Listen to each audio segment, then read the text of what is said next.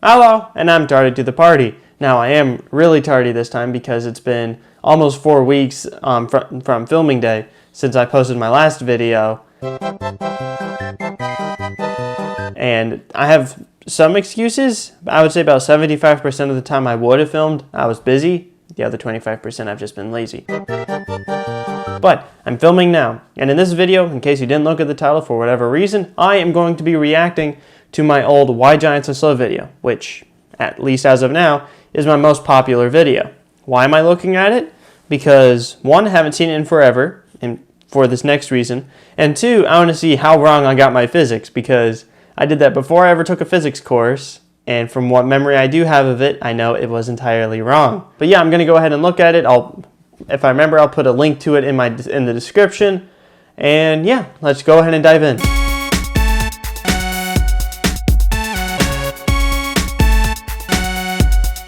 Hello, and welcome to Poppin' Fig. In this episode, I'm going to go over why giants are slow. Oh, I forgot about the old 3D text and the random pop effects. Oh, this is so bad to look at.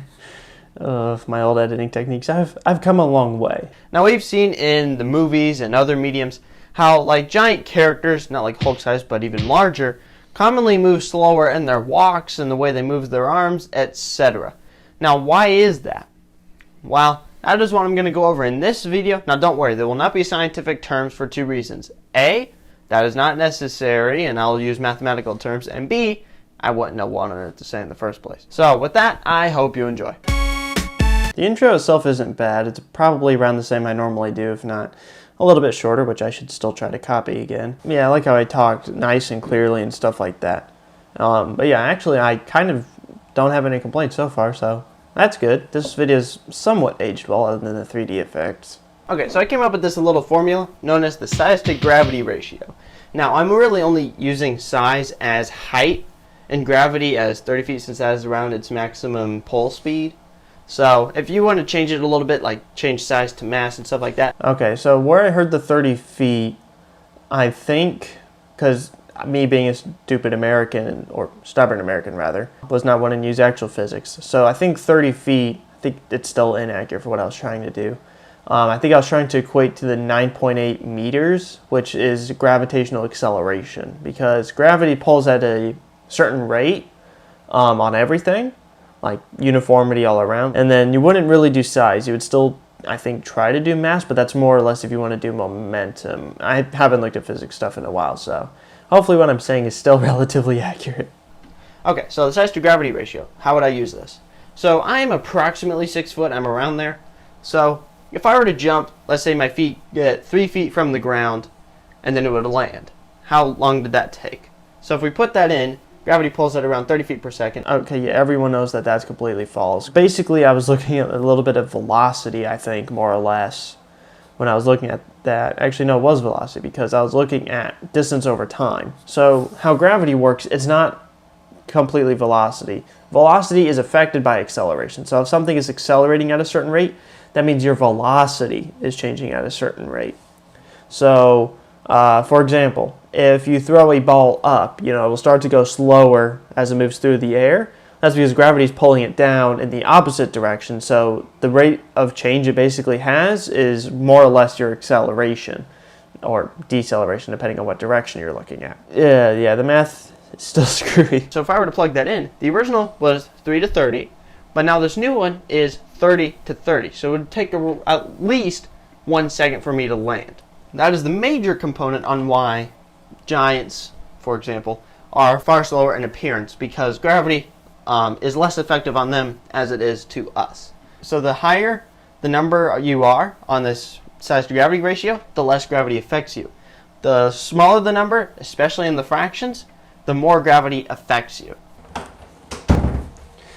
Okay, I just wanted to pause the video there, and I went to grab my physics sheet that I used this last school year. As you can see, the paper's been beaten up quite a bit. So I'm trying to use some basic physics information. So the force of gravity, depending on whatever object you're looking at, it'll be whatever it weighs, which is the mass, times the acceleration, which acceleration for Earth would be 9.8 meters per second squared.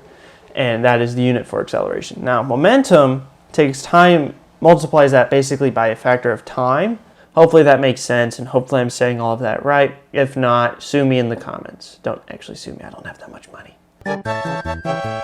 Some of you might be thinking, okay, so therefore giants are always slower, so therefore the smaller you are, the more compact you are, the faster you really are, right?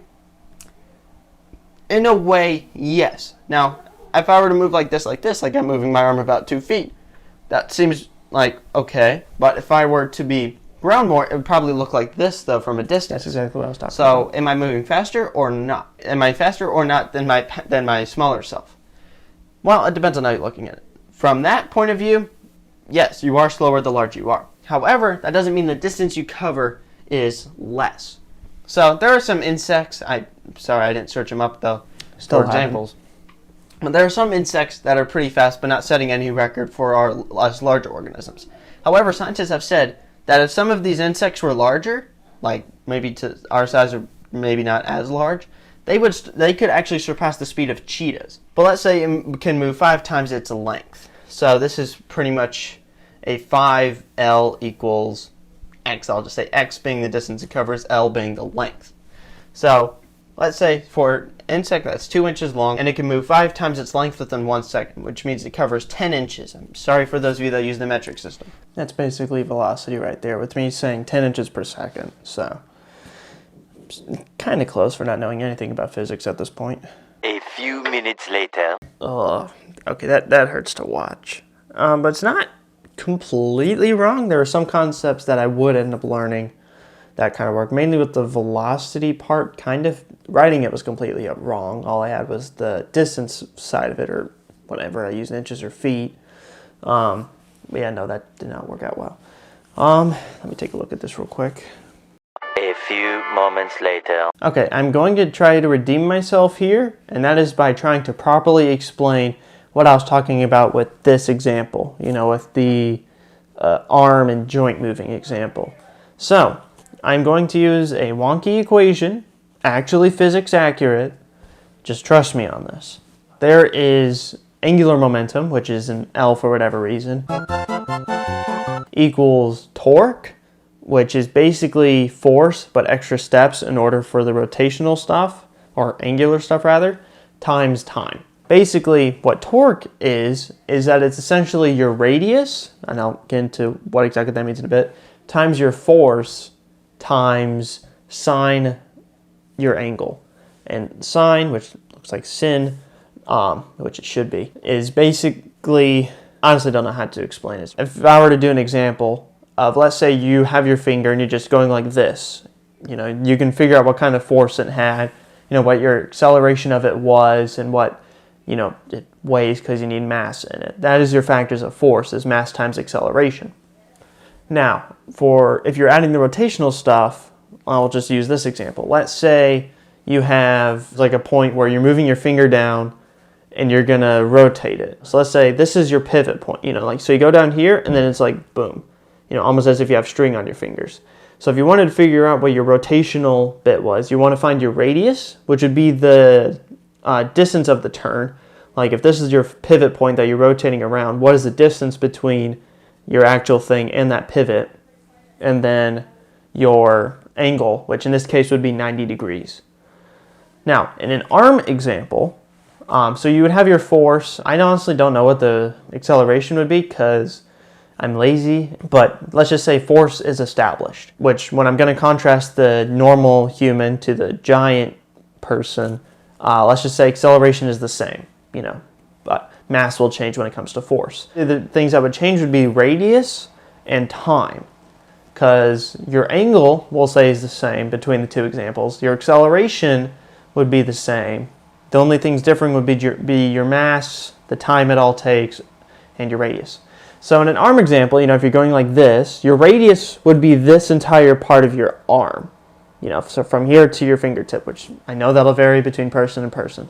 So basically you're increasing things on that side. Now you might be saying, well, if you're increasing a bunch, then that shouldn't make things similar in terms of momentum. Let's say there's like me doing this and then a larger me and heavier me, but both momentums are the same in terms of arm movement. So what differs? Well, what differs is that when I'm bigger and I go like this, the time it takes is a lot. Whereas when I'm smaller, the time for this is very short. So if I understand this properly, and I might not actually. One eternity later. So with our equations and stuff, just note that acceleration times time equals velocity. That is important. So if we were to compare the variables on both sides, like in terms of what's greater on one side and less than on another, one has a larger mass and scale than the other, the thing that would be equal would be your angle, which this symbol is called theta, by the way. Whereas on this side, it would be velocity. The velocity is the deciding factor in terms of how they equal out. Or because if you wanted to have the same momentum, but you had all of these bigger values, your arm would be looking like this. Like moving very slowly in terms of coverage. Like let's say if it's normal me and this is about a meter, you know, the arc is a meter, which I think it's much less than that, then you would have to cover a lot less just in order to have equal momentums. But we all know that you would move a lot faster if you were larger and had that capability.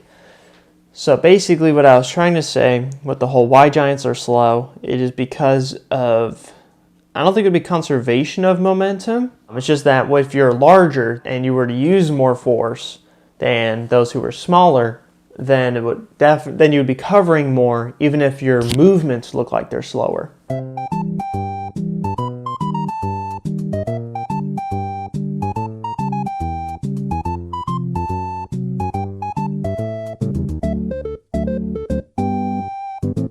Hopefully that makes sense.